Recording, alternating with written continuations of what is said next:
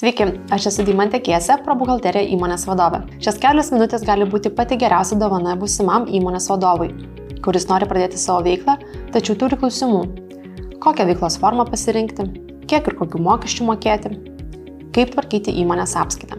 Bet jums galbūt kyla klausimas, o kas mes tokie?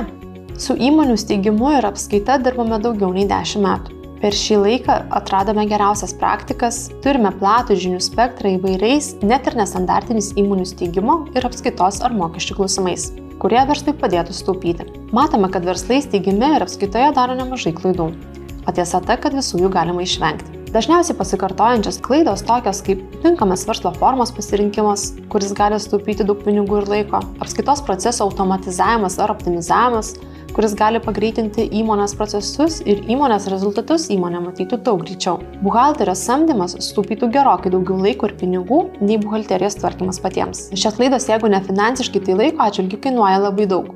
Todėl kviečiu jūs į nieko neįpareigojančią asmeninę konsultaciją su manimi, kurios metu pasikalbėsim apie įmonės steigimo etapus bei pagrindinės daromas klaidas. Peržvelgsime jūsų būsimos įmonės apskaitos poreikį ir papasakosiu geriausias praktikas. Tik o kur paslėptas kambaryje dramblys?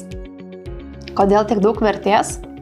Mano požiūris toks – duoti kuo daugiau partneriams iš anksto nieko neprašant atgal. Mes jums padėsime kiek galime ir jeigu rasime bendrų interesų, pasikalbėsime plačiau. Jeigu ne, viskas gerai, tiesiog palinkėsime vienas kitam sėkmės. Jeigu norite plačiau pasikalbėti apie šį pasiūlymą, užsiregistruokite pokalbį su manimi. Ir paskutinis vienas dalykas, kurį turite žinoti. Šis pasiūlymas galioja pirmoms 10 užsiregistravusių įmonių.